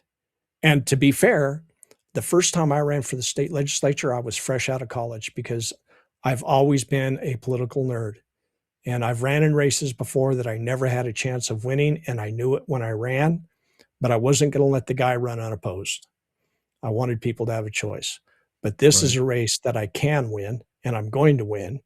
And I'm going to take with it the perspective of working in these different parts. It's mostly been public service all of my life. My jobs from the military to what I'm doing now is public service. I view it as public service. Mm-hmm. And I'm going to take that and continue it as a voice for the people in my district to give them what I've never seen. Well, I can't say never. What I haven't seen since I was a teenager. I can't tell you how few actual members of the government at any level I can say are real representatives of the people. And when we did have them, the Democratic Party kicked them to the curb. According to Tattoo Tourist here, the fact that you worked at Dish also, you'll be able to bring something from there because she says that was the most political, cutthroat, hard work. She says you've been through it, working for Dish even. She mentioned earlier in the chat she used to work for Dish also. So. Yeah, I left Dish because after my second injury, they suddenly decided that it wasn't a work injury. And I blew out my knee. First, I blew out my right knee, then I blew out my left knee. And eventually the judge was like, Dish, you know that this is a work injury. Shame on you. But I didn't know, and this is something else I'd like to change eventually. If you get hurt on the job in Colorado, and first you go to the workman's comp doctor, and the company's paying for it. But if the company after that says, we don't think this is a work injury, we're not going to cover it, and then you go to your own doctor because your own doctor's right here and not 80 miles away, when you win in court, they don't have to pay because you didn't stick with a workman's comp doctor. And that's bullshit. It should be the medical bills that are covered from the injury. It shouldn't matter who did the treatment. Agreed. Good for you, civics teacher. Yep. I want to bring up Liquid Shano's comment right here because I don't think a lot of people realize how fragile democracy is and how easy, and what he's saying here. Obviously, nobody wants that, right? But I don't think people understand how fragile. Vic, I'm assuming you know this because you're a history guy also. I don't know how many people know exactly how the Civil War started or why it started. Started with one general's decision. I think it was a general, colonel. It was an officer at Fort Sumter, South Carolina. His decision to fire on the fact that Lincoln was sending supplies to Fort Sumter, right? Not too long after Lincoln took office. One man's decision, basically. Now, that's not fair to say, I guess. There was a series of events that led to the Civil War, but it was kicked off by one man's decision to fire on ships because he did not want Lincoln to resupply Fort Sumter. And that's how fragile that's how easily these things can start. Nobody wants this, but I do agree with the sentiment that if something doesn't change, it's going to get bad. I agree. Just for what that's worth. That's one of the reasons I'm working so hard for this. And I always say, if we keep doing what we've been doing, we're not going to keep getting what we've been getting. We're going to keep getting worse. Right. That's why it's imperative that everybody who can do something to save our democracy. Absolutely. I am Root as a Linux. I don't know what your name means. As a Linux admin, I love that name. But they say, "Wow, this is great. You are going to run and to win." Thank you, sir. So I'll segue into my last question with this comment. So if I have this right, Colorado's primary is June 30th, correct? Right. And do I remember properly? You're running unopposed in the primary? That's true. Okay. So good. So you'll be in the general. So the general election is in November. For those that are watching tonight, for those that may come across this and watch, if they make it this far in the replay, what is an immediate action that people in Pueblo and basically in your entire district or in Colorado, what's an action they could take right now to help you flip that seat? Okay. First off, go to my website, which Vic Meyers for democracy.com, but you can get to it from Vic4HD47, and you can use the number 4 or the word 4. You can sign up to help me. I need people that are going to help me make phone calls and knock on doors and send text messages in the fall campaign. I need sign locations. I need events. I need to do meet and greets. I need people to host backyard events. And this, if you do happen to be anywhere in this district, please hear me. If you can get 10 or 15 younger voters in a room, I'll buy the pizza and the soft drinks. I will do just about anything to get groups of young voters in this district in a room together, because young voters in America have the most numbers anywhere in America. They have the most power. They are the most active at all of our protests, the No Kings, the May Day protests. You look at the pictures, it's all young people. But when it comes to election time, young people vote a hell of a lot less than people my age. I want young people to take over. I would much rather a 20-something or 30-something person was running for the seat and I was helping them, because young people need to take control. Because my generation, the generation before me, has more responsibility. Then there's my generation. Then there's a generation that comes after me, bears a little less responsibility than my generation. But the bottom line is, we've left young people with an economy where they can't afford to live, period. They can't afford food. They can't afford housing. They can't afford to have a family. And that's not their fault. I get so tired of hearing people in my generation talk about how young people don't want to work. Young people just want to be on their phone. Well, young people grew up in a constant state of emergency, from 9/11 to now, from shooter drills to a changing climate and 100-year weather events happening every year. We've left younger people with a mess. And I very much want younger people to get active in this election and go out there and take over. Because if you keep depending on the geezers, the Chuck Schumers and all of the 80-year-old people, Bernie Sanders being an exception, if you keep leaving it up to the old people that don't even know how to work a cell phone, you're going to have to wait for them to kick the bucket. And by then it might be too late. Take control, young people. But anyway, to finish answering your question, go to my website. If you want to help me, no matter where you're at in the country, you can sign up on my website to help with the phone banking, with the text banking. If you know anybody in southeastern Colorado, if you have a friend or a relative, give them a call and say, hey, I just saw this guy on Ken Conson's podcast, and I think you need to look into him. This is his website. You know, whatever you can do, go to my social media channels and share my videos. Help me spread the word that way. I mean, that is literally the least somebody can do, and it costs you absolutely nothing, is to help candidates like me, like Victoria Broderick, and this is Layla Staten in Iowa, and Blythe Potter running for Secretary of State in Indiana. We're all grassroots candidates. And the least non-expensive thing you can do is to help us spread our word. But if you've got money, if you've got a couple of bucks that you can afford, you can also go to our websites and donate that way. I mean, there's so many ways, but the most important thing, wherever you are, is to be determined to vote. If you're in one of these places in the country where the idiot is talking about sending ICE officers to polling stations, you know what I would do? I mean, we have mail-in voting in Colorado, which is awesome. But if I was in one of those states where you have to vote in person and I show up and there's a bunch of ICE goons standing there, I'm going to walk right up to them and I'm going to say nuts.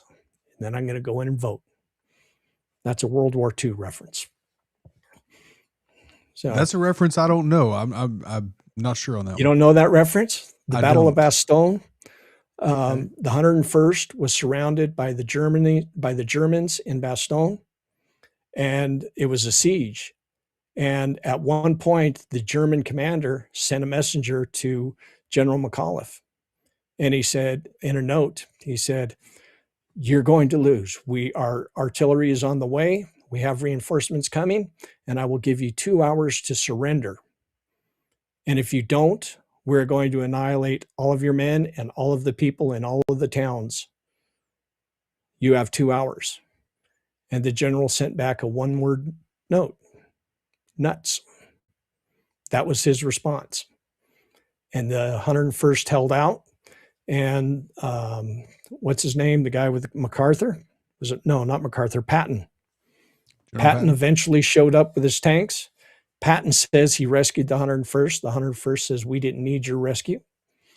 And the Americans won because General McAuliffe said, "Nuts, we're not surrendering." So walk up to that ICE agent, smile and say nuts, and go in there and vote anyway. I love that. And if you want to hear, everybody in this chat knows this. I'm not sharing anything that anybody doesn't know, but if you want to really understand the importance of voting and going to vote, just remember that we are where we are right now. Donald Trump is president because 37% of the electorate of registered eligible voters voted him into office. I think I'm right on that, 37%. For some reason I'm questioning that, but it's basically upper 30s. Right. Yeah, 37%. And I will give you a list right now. I will give you a comprehensive list of every problem that has been solved by people not voting. Go. I did. Yeah, right. There's the list. That's it. Yep. That would have been the shortest interview in the history of interviews. What has been solved? Nothing. Exactly. Yeah, 90 million stayed home. That's exactly right, Shane. All right, so we have, we'll end with this. I see one question. If you have a question you want to ask, Q colon in the comments, and there's people in the chat that are saying, for example, I Am Root says I can do phone banking. So Vic's website, I'll show that again. It's in the description of this also. Tattoo Tourist brings up bull riding association events, maybe. But I will, and yeah, whatever the number is that's higher than his approval rating, 100%. Yes. All right. So final question, we'll end with this. You mentioned, wanting young people to take over and run. What suggestion do you give to people wanting to get into politics? The first suggestion is don't ever, ever let anybody tell you that you're not qualified, that you don't have a right, that you don't have enough experience. Because how many people who do have experience, who trained for it through their college careers, who have been mentored by politicians who have been there forever, look at their experience and what it's left us. Our government was designed to be a citizen government, not a politician government. So first suggestion is don't ever let anybody tell you that you're not good enough or you're not qualified to do it, because you are. And the second suggestion is just start talking to your friends. Start learning about the issues. I don't know how other states do it, but in Colorado, I can go to the Colorado legislature website. I can pull up every piece of legislation. I can read about it, what it does. I can look at all of the votes to see how my representative voted, yes or no. I can find so many discrepancies. I can go to the Secretary of State's website and I can see where my opponent is getting his money. One of his surrogates tried to hit me a couple of weeks ago because I have so much money coming from all across the country for my campaign. Well, guess where Ty's money is coming from? Not from this district. Energy companies, insurance companies, an apartment complex pack from Denver. It's coming from giant interest from outside of this district. I can find that on my website. And if you want to eventually get in, but you're not ready, you think you're just not ready yet, go and find a campaign that you believe in right now. Go and find somebody who you believe in and you want to see them win, and get involved with that campaign and learn how it works. Learn what it takes to run a campaign. Do that. And then when you're ready, you'll have more tools and know how to do it. The only thing that I will add to that, because that was very, very well said. If you think, if you're worried you don't have experience, just remember the ones with the experience right now are fucking it up for all of us. So there you go. And right. look up Layla Staten in Iowa. She's a great example of what I was just talking about. She's a very young woman who is running her campaign, and it's amazing what she's doing. Ellie, I can't see it. It's too close for my old eyes. Leilastaton. Got it. She's an inspiration to me. And she's only 20 something years old. She's very inspiring the way that she's running her campaign and not letting people tell her that she can't win in Iowa because she's a Democrat or because she's a young woman. She's like, screw you people. I'm doing it anyway. That's the attitude you got to have. Right. Absolutely. Yeah, Percy, good advice. Facts upon facts. And with that, we went so far over what I promised you, Vic, but this has been an outstanding conversation. I've thoroughly enjoyed this. I have too. Thank you very much for having me on. And by the way, for the record, I've got a lot of game to learn from just watching your intro.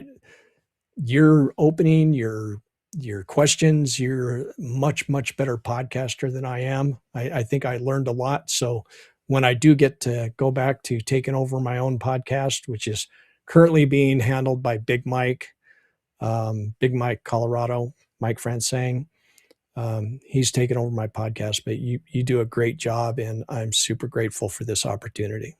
Well, I mean, I appreciate that. And if I can help you with anything, let me know. I'm always happy to geek out on tech and podcasting and stuff like that. So just in case anybody wants to check it out, because I don't know this either, what's the name of your podcast? The Resistor Vic Podcast. Perfect. Yeah. I don't even need to write that down. No, I got it. Okay.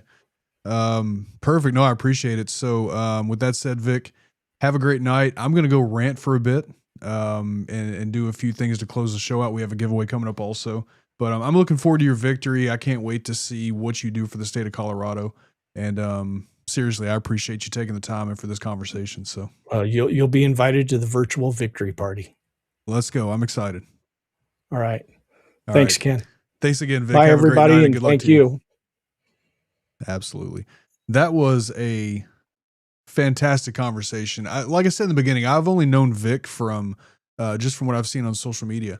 I didn't know anything about him before that other than his videos. So that conversation, I'm just going to say that was one of my favorite conversations that I've ever had with a candidate in my short time of doing this so far. So that was amazing. Yeah, Shane, for sure. Love geeking out over a podcast. I will talk live streaming. I can't even hit the button right, and I'm saying this. I will geek out over live streaming, tech, and just the topic of live streaming for hours. My wife tells me to shut the hell up sometimes. So, all right. So we have a few things left to do tonight. Once again, before I forget, I want to make sure I put this up one more time. So where to find Vic, he mentioned his website. So Vic4HD47.com. And clearly Vic is somebody that knows something about DNS names and buying domains, because he's got several different ways. But here's the URL. It's in the description also, so you can check that out there. He's got all the ways to help and all the different things there on his site. So that's how to find him. All right. We do a segment for those of you that have never been here before. We do a segment on this show called Rant. What do I call it? Rant of the week. Oh my gosh, I'm forgetting what I call stuff on my own show. So Rant of the week. I'm going to tell you this rant is going to be fairly short for the most part, just because of what it is. Memorial Day. I was talking to my neighbor today. My neighbor did something Sunday night they had a little get together, and we didn't go. He texted me. We didn't go, and we were chatting today, and I said, when it comes to Memorial Day, I don't do a lot on the weekend because I'm getting into my rant. Let's do the rant. Let's get into the rant, and then we'll do the giveaway for the Bearded Coast, and then get you lovelies all to bed. So here we go. Let's do our rant. What the is this world? What have they done to us? What did they do to us? All right, so here's my rant for this week. Happy Memorial Day, and I put that in quotes for a reason. Disrespect. Donald Trump has no respect for what Memorial Day stands for. I know a lot of you, probably everybody in here, has already seen his Truth Social post about Memorial Day yesterday. And every year that he's been in office, his Memorial Day posts have been consistent. They've been disrespectful as hell. They've been unbecoming of a president. They've been 0% presidential. And because that's who this man is, right? This man is not presidential. He's shameful. Shane, absolutely shameful. In case you didn't see it, here is his Truth Social post. So happy Memorial Day to all. First of all, I want to start off by saying that, and this is me personally, I'm not judging anybody because I know people celebrate Memorial Day differently. And I think for the most part, when people say happy Memorial Day, they don't mean that disrespectfully. So I say this with that in mind. Me personally, I don't say happy Memorial Day because for me, there's nothing happy about it. I've buried too many friends, including those that are part of the 22. Been on funeral details so many times that Memorial Day for me and for most veterans you would find is just totally different. So I don't say happy Memorial Day. Again, I'm not judging those of you that do because people celebrate it differently. And I doubt, especially anybody in here, it means that with any amount of disrespect. However, wrong side. This piece of shit is absolutely disrespectful. And for him to start off with happy Memorial Day, he can kick rocks. Including the Democrats, which whatever, like that part, I don't care. Donald Trump is a 12-year-old bully trapped in an 80-year-old body, right? So with the Democrat thing that he started recently, whatever. I will say this. I don't think he actually knows that dumb is spelled with B. So I think that's not intentional. But anyway, including the Democrats who disrespect our military and all the tremendous success that it has had over the last year. God bless those that have made the ultimate sacrifice. At least he said that this time. I love you all, President Donald J. Trump. This is my thing on this is that this is not, if you go back, and I didn't grab any of these, but if you go back and look historically at what presidents say and what presidents do for, their Memorial Day post, back in the day before social media, their letters they would put out for Memorial Day. Memorial Day is a day, if nothing else, should be the one day a year that politics get put to the side.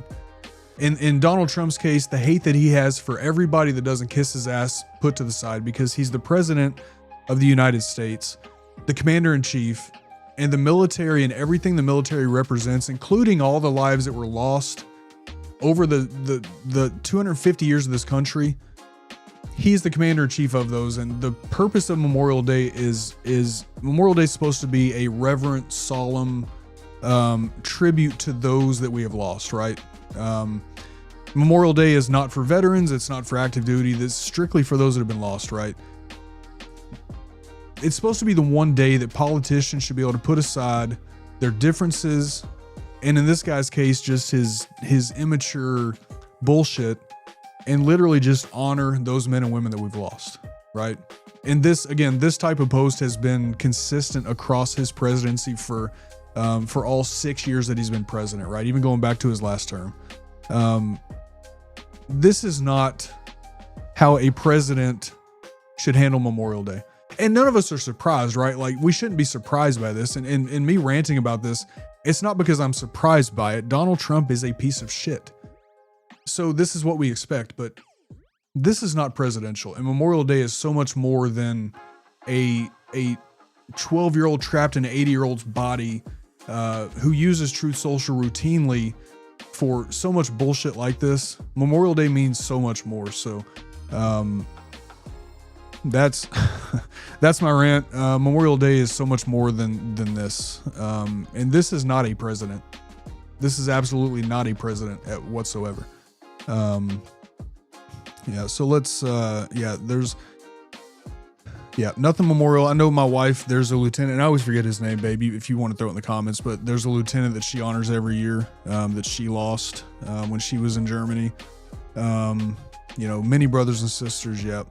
I've also been a folder of flags many times. It's a somber day of reflection and appreciation. Those of you that were military and have done flag detail, you'll know exactly what I'm about to talk about. But when you're on flag detail, and you're part of that crew that honors that, that soldier during their funeral, just the solemnness of that entire ceremony, from the 21 guns to, handing that folded flag to the family member, is one of the most, solemn and humbling things you'll ever go through in your life. And it's very clear that, I keep pointing the wrong way. It's very clear this piece of shit's never been through one of those.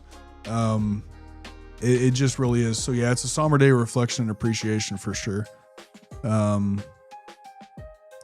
Republicans' response to the Democrats recognizing the ones that have perished so far in Iran is unhinged. Yeah, it's 13, right? I think it's 13 service members, I believe.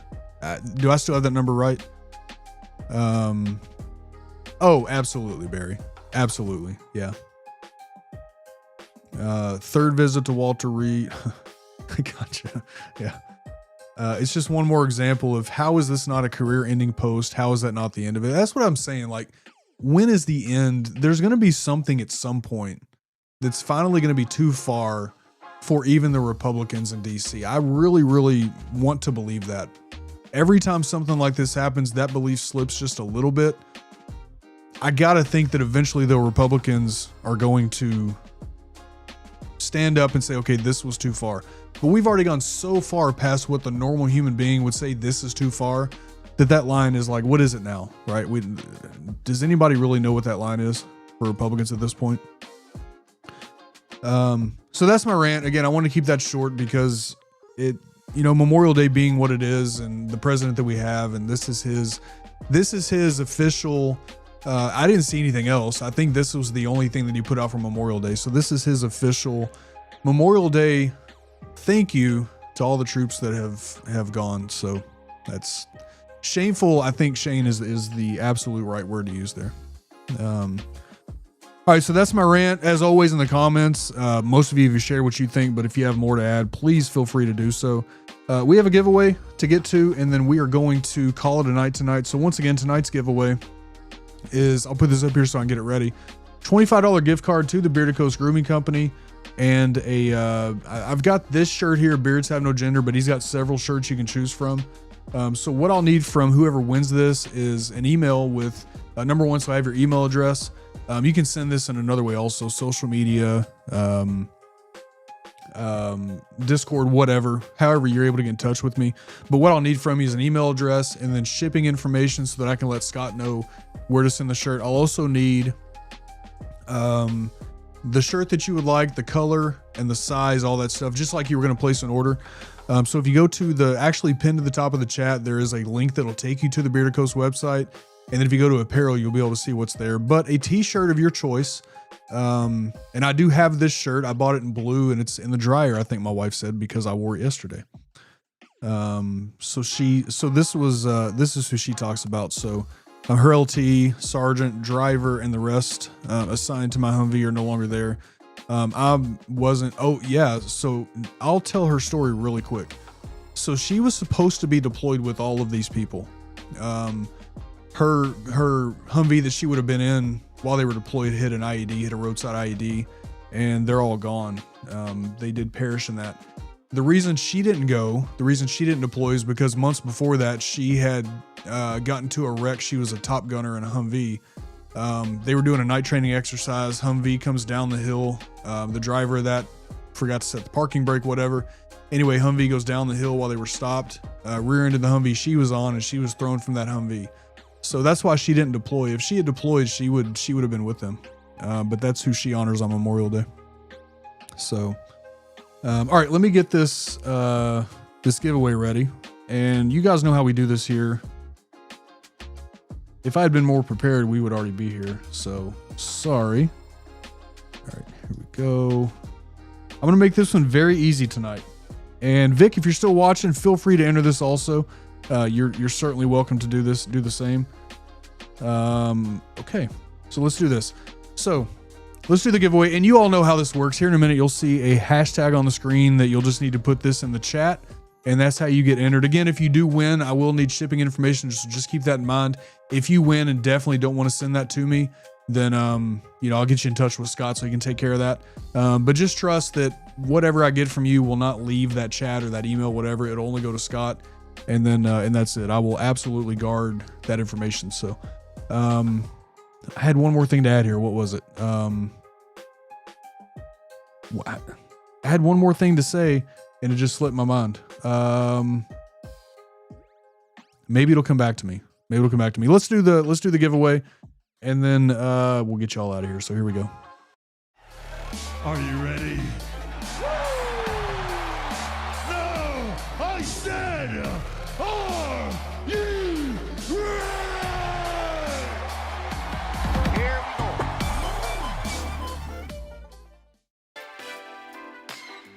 Oh, here, I did remember while I was playing. Here's what I was going to say. You don't have to have a beard to enter this giveaway. You don't have to have a beard to check out Bearded Coast. Obviously, most of what he has is beard products. But if there's somebody in your family that has a beard, beard oil, beard butter, beard balm, all this stuff is very important for beards. I used to talk about beards on social media. That used to be my thing. Oh, Vic, you're the man. I said still here, but went to their website and bought a shirt because they sponsor such an excellent podcast. I appreciate that, Vic. You're the man. So you don't have to have a beard, right? If somebody that you love, has one, great beard products, which are super important. I won't get into all the nerding about beard stuff, but he also has soaps. Beard oil is great in hair, right? In women's hair, men's hair, whatever. Beard oil is great for hair. All of this, right? So you don't have to have a beard. He also has soap, and there's other stuff he's working on also. There's even going to be in the future a Wisconsin themed beard oil that we're working on. So I'm excited about that. But if you want to get in on this giveaway, hashtag Vic in honor of our guest tonight. We'll get you entered in the giveaway. So make sure you get that in the chat. And you'll see the number tick up there. We'll let this run for a second. If you have a beard, are your chances better? No, it's all by luck. It's all random by this. It's funny. I use, Shane, I use the StreamYard giveaway tool to do this. I'm sure you recognize it. This is the StreamYard built-in giveaway tool. And the way that I'm able to use this, even though I use Ecamm, is that I create all my streams in StreamYard. And then I just kick it off in Ecamm. So technically I'm still connected to StreamYard. So the tool still works. Because this is the best giveaway system that I've found, to be super random. I don't have to do the random number thing, and people who want to enter can enter. It makes it super easy. So I'll give you just another minute to enter. So PGH, I never picked up on this. Says I've known him most of my life. He's awesome. I did not pick up on that in conversation or during the chat. That's awesome. Yeah, welcome to the resistance. That's his thing. Yeah. Yep. All right, so I see 8 entries, and looks like we have 21 now that some people have went ahead and called it a night, but I see 8 of 21. So if you want to enter, we'll give you about 5 more seconds plus the delay here to make sure you go hashtag Vic. And let me just make sure it's counted right. 1, 2, 3, 4, 5, 6, 7. Yeah, it looks like it's right. So make sure you get that in there, and we're going to roll here in just a minute. And delaying for the delay. I think everybody's entered. So here we go. Good luck, everybody. You will see the winner on screen with everybody. So good luck.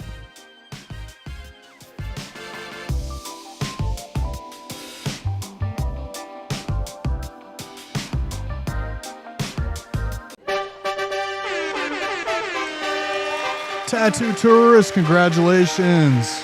Let me write that down. So do me a favor, if you haven't, wrong button. If you have not done it yet, please drop a congratulations in the chat for Tattoo Tourist. Let me write that down. You know how to get a hold of me. So again, Tattoo Tourist, I just need, if you go to the website, take a look at the shirts. Let me know what shirt you would like, color, size, all that good stuff. And then just get in contact with me in any of the ways you know how to. And make sure I get your email address also. That'll be for the gift cards. So congratulations. That's really cool. All right, here we go. All right, so that's all I got for y'all tonight. Again, this has been a great conversation. Thank you all so much for coming and hanging out tonight. I appreciate you as always. Carl, I will get a sticker dropped in the mail. I mean, literally, I have, hold on. I've got 3 of them laying right here in front of me. So I will drop you a sticker in the mail and we'll get that out to you. So I appreciate you. All right, everybody. So have a good rest of your week. As always, first of all, thanks for being here. You could have been anywhere tonight, but you chose to come here and hang out. So I appreciate you. Do me a favor, share the show.